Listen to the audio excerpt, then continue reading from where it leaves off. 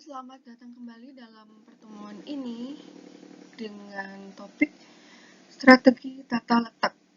Tata letak itu berarti layout yang dalam bahasa lainnya. Terima kasih yang sudah mensubscribe video Elita LTV. Pastinya karena subscribe-nya, materi akan terus berkembang. Mari kita sama-sama mendengarkan apa itu pengertian dari strategi tata letak atau layout.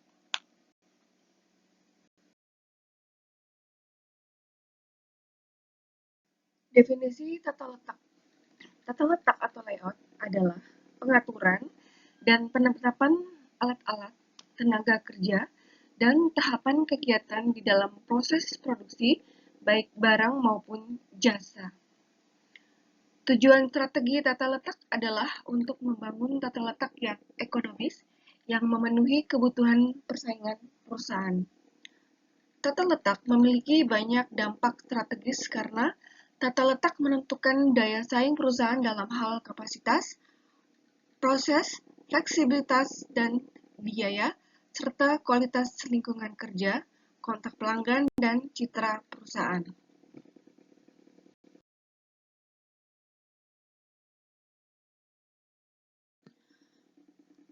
Pada desain tata letak itu harus kita memperhatikan pertimbangannya.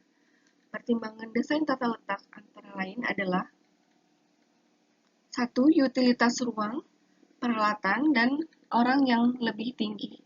Yang kedua, aliran informasi, barang, atau orang yang lebih tinggi. Yang ketiga, moral karyawan yang lebih baik, juga dikondisikan lingkungan kerja yang lebih aman. Yang keempat adalah interaksi dengan pelanggan, dalam hal ini klien yang lebih baik. Yang kelima, fleksibilitas. Nah, fleksibilitas itu adalah bagaimana kondisi tata letak yang ada sekarang. Tata letak itu apakah harus perlu diubah atau tidak memenuhi desain yang paling terbaru.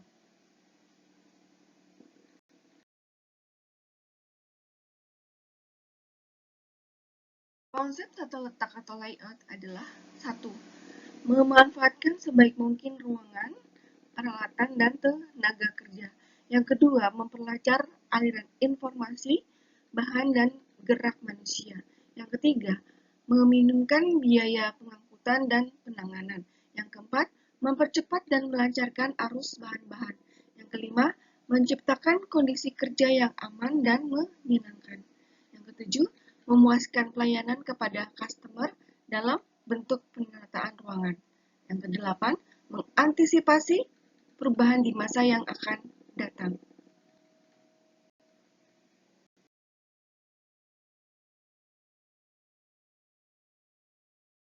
Faktor-faktor yang mempengaruhi layout adalah 1.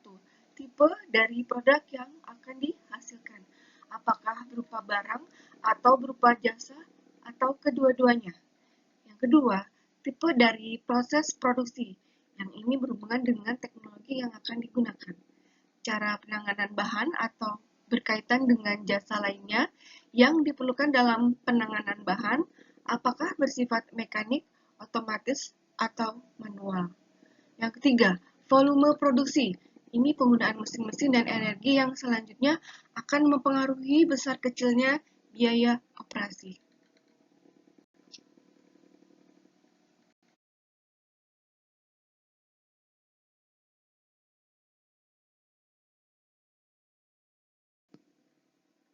Faktor-faktor agar rancangan layoutnya itu baik adalah 1.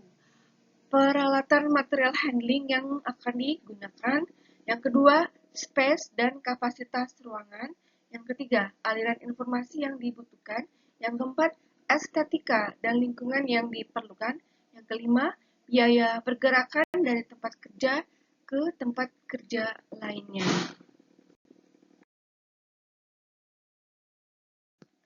Terdapat jenis-jenis ya dalam tata letak. Jenis-jenis layout antara lain adalah Fixed Position Layout. Fixed Position Layout ini adalah penyusunan layout di mana bahan-bahan tenaga kerja dan peralatan dibawa ke tempat produk yang akan dibuat. Produknya sendiri yang sedang dibuat itu tidak bergerak. Namanya juga fix ya, Fix berarti tata letaknya itu sifatnya posisinya tidak bergerak. Contoh, pada pembuatan pesawat, pembuatan gedung, pembuatan galangan kapal, pembuatan jembatan, dan lain-lainnya. Ya.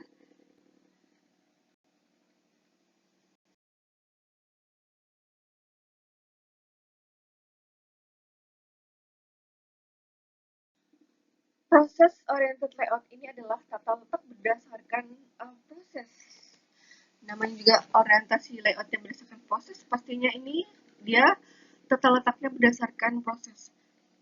Layout proses ini mengelompokkan orang-orang yang memiliki bahan keahlian yang sama dalam suatu kegiatan tertentu sesuai dengan keahliannya. Ini contoh ya, ini ada prosesnya di mana ada work unit, ada departemen, ini kemudian ada produk mesin, ya. Jadi dia tata letaknya berdasarkan proses. Jadi ada untuk workernya, untuk sel-selnya. Jadi dia mengelompokkannya berdasarkan proses dari tata letaknya.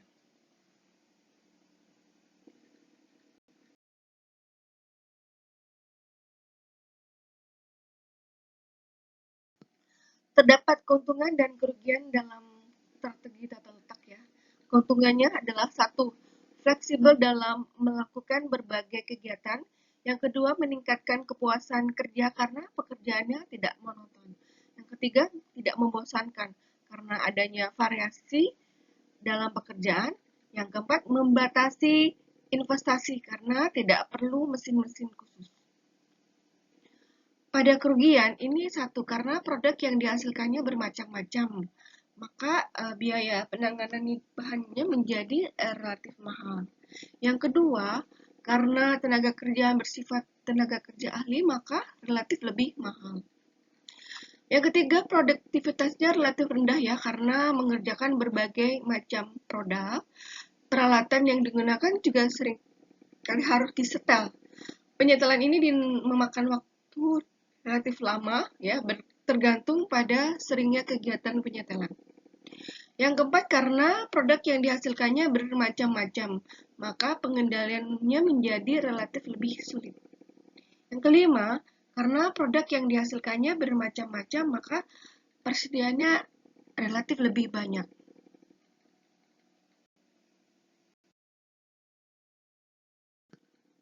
Untuk office layout adalah tata letak kantor ya. Nah, di sini tata letak kantor ini berdasarkan menempatkan para pekerja, peralatan, dan ruangan yang melancarkan aliran informasi atau Microsoft Corporation. Nah, ini alat yang digunakan dalam analisis pergerakan informasi ya dalam tata letak kantor adalah diagram hubungan untuk relationship chart. Jadi dia meletakkannya berdasarkan informasi ya, pastinya supaya memudahkan komunikasi antara pekerja di dalam letak suatu kantor. Jadi tidak perlu repot ke sana kemari pekerjanya. Jadi yang berhubungan itu ditempatkan saling berdampingan sesuai dengan informasi-informasi supaya mempermudah komunikasi aliran informasinya. Di sini kita lihat ada satu yang pertama sampai ke 17, bahwa yang pertama itu dari general manager, di mana general manager harus berkomunikasi dengan sekretaris ya, pastinya itu harus memudahkan general manager dalam menyuruh sekretaris untuk melakukan atau membantu pekerjaannya. Kemudian general manager dengan dibantu sekretaris, kemudian ada kepala bagian, lalu ada kepala seksi, ada supervisi, administrasi, ada pos satpam, di sini ada ruang tunggu tamu, ada musola, kemudian ada kamar mandi dalam hal ini toilet, ada ruang ganti pakaian, ada tempat istirahat atau kantin ya. Kemudian di sini ada loket pembayaran, ada gudang peralatan, sampai kepada gudang listrik ya. Ada gudang maintenance juga, dan kemudian yang paling luar adalah halaman parkir. Jadi itu adalah letak kantor ya, letak layout posisi dari ruangan kantor ya untuk mempermudah aliran informasi.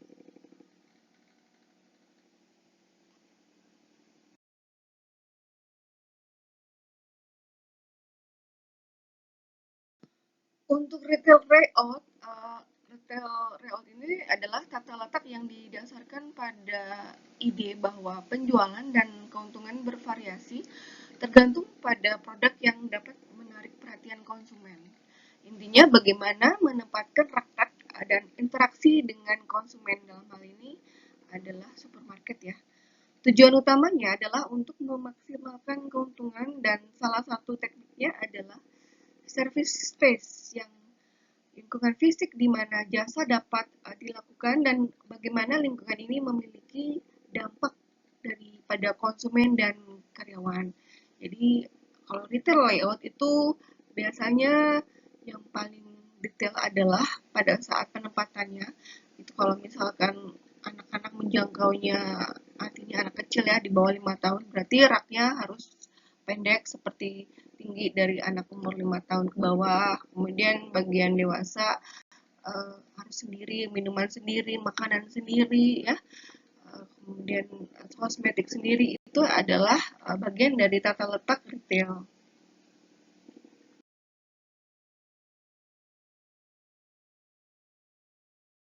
Berikut ini adalah cara membuat layout retail. 1. Tempatkan produk utama dengan produk komplement yang berdekatan. Yang kedua, gunakan tempat-tempat yang cepat dikenali oleh produk-produk kecantikan. Yang ketiga, tempatkan produk-produk yang dikenal dan memiliki daya tarik untuk berbelanja tersebut di antara jalur-jalur jalan. Yang keempat, tampilkan misi perusahaan pada awal customer yang memiliki ruangan retail tersebut. Ini adalah contoh dari tata letak retail Indomaret ya, di mana di sini ada beberapa ukuran ya, ada beberapa ukuran rak juga. Nah, raknya ini ada yang warnanya biru tua, biru muda, merah, orange, hijau, dan hitam ya. Ini ukuran dari retailnya adalah 5.000 dikali 1.553. Di sini kita lihat ya, untuk warnanya kita pertama disambut dengan meja kasir yang berwarna merah dan hitam. Kemudian di sini ada rak biru tua, itu adalah rak single starting ukuran 90 dikali 35 dikali 150 cm. Kemudian di sini ada warna biru muda ya, dengan ukuran yang sama. Kemudian ada warna merah, ini adalah rak double starting ya, ukurannya 90 dikali 70 dikali 150. Kemudian ada rak orange atau kuning, ini adalah rak double jointing, ukurannya sama ya dengan yang merah. Kemudian di sini ada yang hijau, itu adalah rack N. Rack N itu rack yang paling di depan ya. Untuk biasanya tuh untuk display produk-produk promosi ya. Nah, di sini ukurannya adalah 70 dikali 35 dikali 150 cm ya.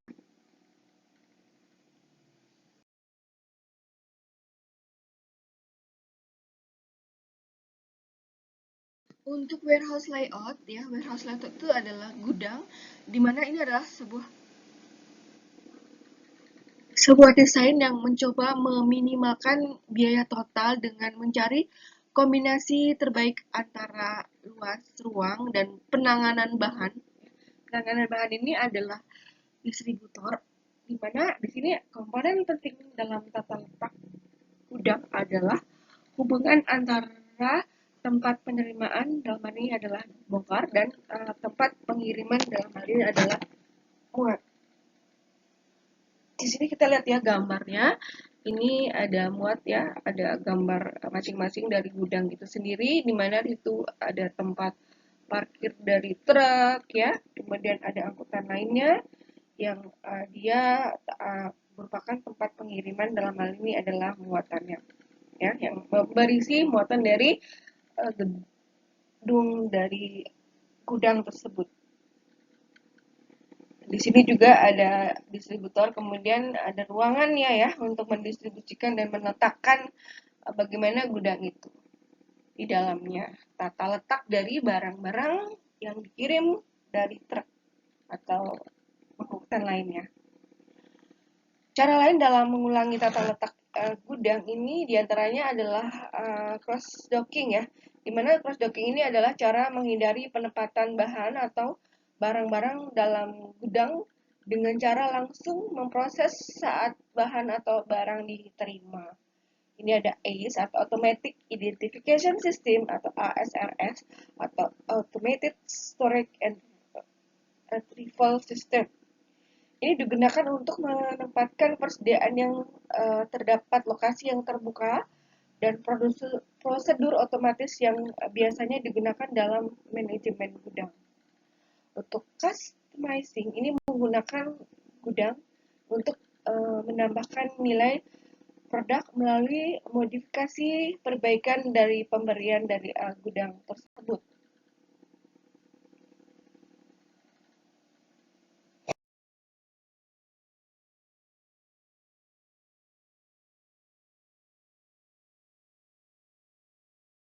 Ini adalah produk oriented layout. Untuk produk oriented ini kita lihat dari pekerjaannya ya, worker, ada workstation-nya, ada tempat-tempatnya, kemudian ada equipment sampai kepada conveyor. Untuk produk oriented layout ini mencari utilitas karyawan dan mesin yang paling baik dalam produksi yang kontinu ya. Kontinu berarti berulang, di mana produksi produk yang performa tinggi dan bervariasi rendah. Dan di sini contohnya adalah lini perakitan dari TV merek Sony. Nah, biasanya menggunakan lini pabrikan atau mesin berjalan atau lini perakitan dalam hal ini adalah stasiun kerja. Dimana di sini ada workstation-nya berjalan ya, barang-barangnya, TV-nya. Dan itu ada beberapa pekerja yang untuk memantau atau memperbaiki dari TV tersebut. Dan TV itu berjalan ya sesuai dengan produk orientednya. Sampai di tahap akhir selesai dirakit televisinya.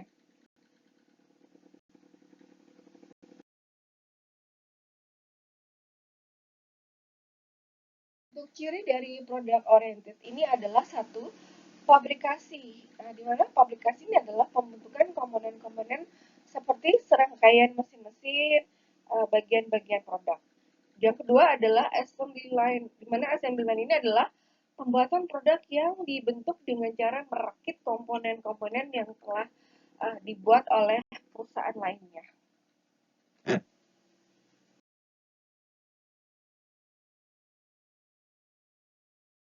Pada ciri produk oriented ini ada keuntungan dan kerugian ya. Keuntungan dan kerugiannya adalah satu, produk yang dihasilkannya ini bersifat massal. Yang kedua, jenis produk yang dihasilkan sedikit. Yang ketiga, produk yang dihasilkan ini bersifat standar. Yang keempat, biaya material handlingnya relatif rendah. Yang kelima, tenaga kerjanya tidak perlu orang ahli. Yang keenam, produk yang dihasilkan ini sedikit bervariasi ya, sehingga persediaan bahan setengah jadi itu bisa ditekan. Yang ketujuh adalah pengendalian relatif sederhana karena bersifat komputerisasi. Untuk kerugiannya, satu, memerlukan investasi yang besar karena mesin-mesinnya ini bersifat khusus. Yang kedua, prosesnya panjang. Yang ketiga, ketergantungan atau sama lainnya ya, dia ada ketergantungan dalam tahapan kegiatan.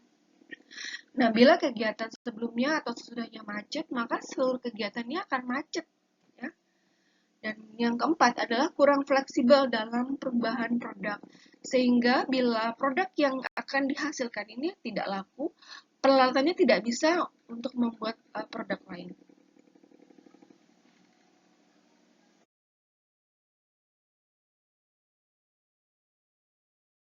Ada desain tata letak box cell layout, ini kumpulan dari peralatan dan mesin, dan workstation-nya ini diatur di satu area ya, yang memungkinkan suatu produk atau kelompok produk yang sini dapat diproduksi dari awal hingga akhir. Di sini terdapat workstation yang pertama, kemudian workstation kedua, ya sampai kepada workstation ketiga, dan yang terakhir ini adalah workstation keempat.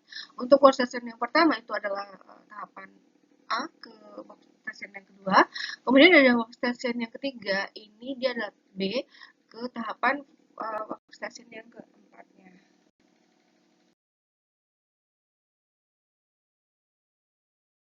Ternyata ada keuntungannya dalam kita menerapkan work cell layout, di mana keuntungannya adalah satu, dia menekankan work in process ya, karena dirancang untuk keseimbangan antar mesin.